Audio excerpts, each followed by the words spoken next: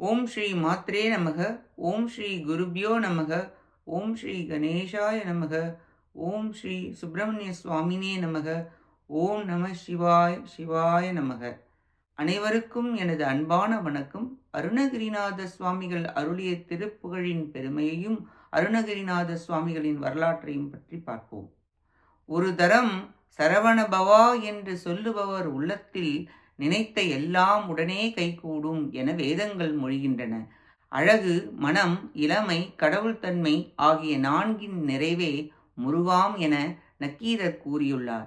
முழு முதற் பொருளான முருகப்பெருமான் ஒருவரையே பாடி பரம பதிவிரதா நிலை இதுவே என்று உலகிற்கு உணர்த்திய பரம குருநாதர் அருணகிரிநாத சுவாமிகள் ஆவார். அப்பரமாச்சாரியார் நாம் எல்லாம் ஓதி உயும் பொருட்டு தேனூரும் தித்திக்கும் செந்தமிழால் பாடிய தமிழ் மறை திருப்புகழாகும். இது தமிழ் வேதம், பரகதிக்கு ஏணி, அருள்கடலுக்குள் ஏற்றம், மனத்தளருக்கு ஆணி, பிறவி மாசு அறுக்கும் அறம். திருப்புகழை அன்புடன் பக்தியுடன் நியமத்துடன் ஓதுவார்க்கு அஷ்டமா சித்திகளும் உண்டாகும்.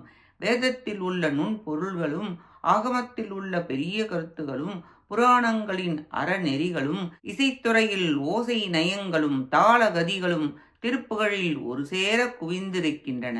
எல்லாம் கற்ற பயன் உண்டாகும். முருகப்பெருமானின் திரு அருள் குரு அருள் துணை கொண்டு இதை நாம் உணரலாம். திருப்புகழை ஓதி இம்மை மறுமை வீடு என்ற 3 நலன்களையும் பெற்று உயலாம். ஞானம் பெறலாம், நலம் பெறலாம், ஆறுமுகப் பெருமானை வேல்மயிலுடன் தரிசிக்கலாம். திருப்புகழை தினமும் கற்க, கேட்க, ஜபிக்க, அர்ச்சிக்க முக்தி எளிதில் கைகூடும். யமனை வென்று வெற்றி பெறலாம். திருப்புகழ் முருகப்பெருமான் அணிந்திருக்கும் கடப்ப மலர் மாலையாகவும் தெளிக்கின்ற பன்னீர் என்றும் ஆபரணம் பதக்கம் போன்று அழகு செய்வது இத்திருப்புகழ் மதானி ஆகும். வாக்கிற்கு அருணகிரி என்றவாறு எவர் மனதையும் தைக்கும் ஓசை அலங்காரம் திருப்புகழ் மோதுகின்ற பாக்களை அருணகிரிநாதர் உலகிற்கு தமிழுக்கு வழங்கியுள்ளார். அருணகிரிநாதர் சைவ வைணவ சமரச ஞானத்தை பக்தர்கள் மனத்தில் வேரூன்றி செய்தவர். வடமொழி தென்மொழி சங்கமத்தை இசையலை வீச எடுத்து கையாண்டுள்ளார்.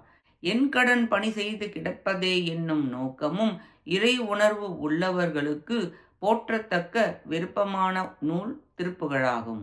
அருணகிரிநாதர் திருவண்ணாமலையில் 1370 14ஆம் நூற்றாண்டில் வாழ்ந்தவர்.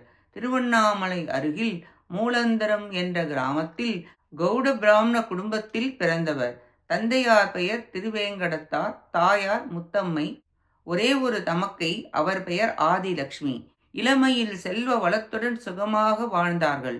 தந்தை இறந்த பின் அவருடைய வாலிப வயதில் தகாத நட்பும் பொது மகளிர் பழக்கத்தால் ஆழ்ந்து தன் செல்வ வளம் போய் தொழுநோயும் பெற்று தீராத துன்பமுற்றார்.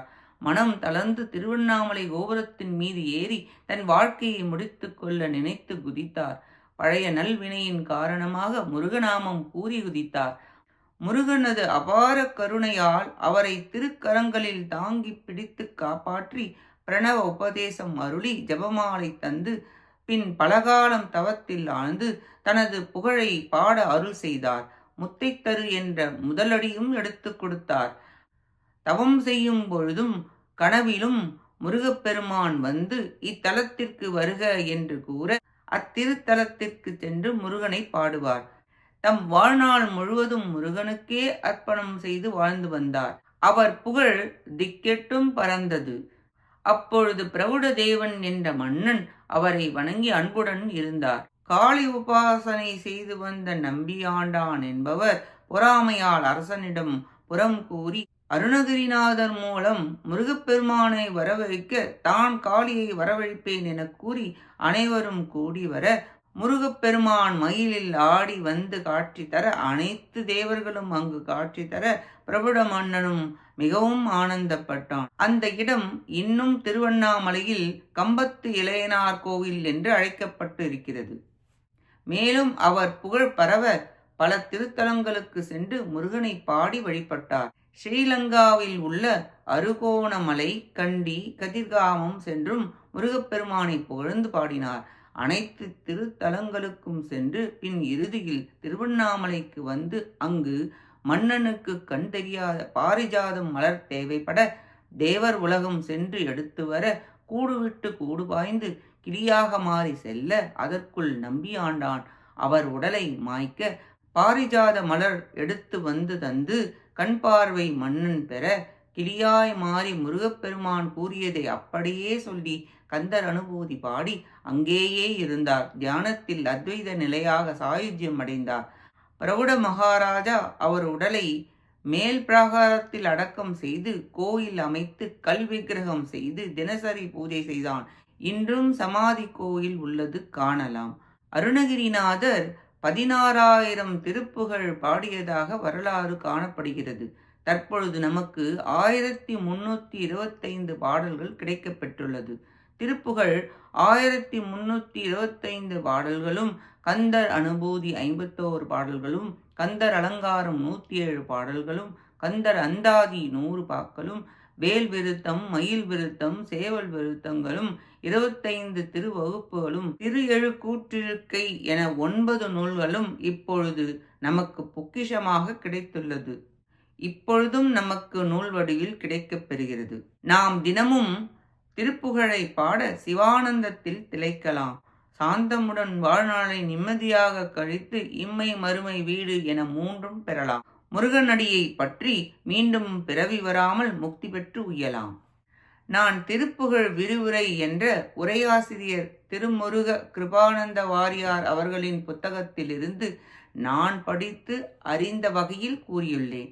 பிழை இருந்தால் மன்னிக்கவும். நன்றாக இருந்தால் அது குரு திருவடிக்கே போய் சேரும். எனக்கு இந்த புத்தகத்தை தந்த பாலசுப்பிரமணிய மாமாவிற்கு நன்றியை தெரிவித்துக் கொண்டு இந்த பதிவை நிறைவு செய்கிறேன். தினமும் ஒரு திருப்புகழையாவது பாடி முருகன் அருளை பெற்று வாழ எல்லாம் வல்ல முருகப்பெருமானை பிரார்த்திக்கின்றேன். அவன் அருளாலே அவன் தாள் வணங்கி போற்றுகிறேன். கேட்ட அனைத்து நல்லுள்ளங்களுக்கும் நன்றியும் வணக்கமும் கூறி விடைபெறுகிறேன். வெற்றிவேல் முருகனுக்கு அரோகரா. காஞ்சி குமரகோட்ட முருகனுக்கு அரோகரா. நன்றி, வணக்கம். வேலும் மயிலும் துணை. ஓம் சரவண பவ. முருகாச்சரணம். திருச்சிற்றம்பலம்.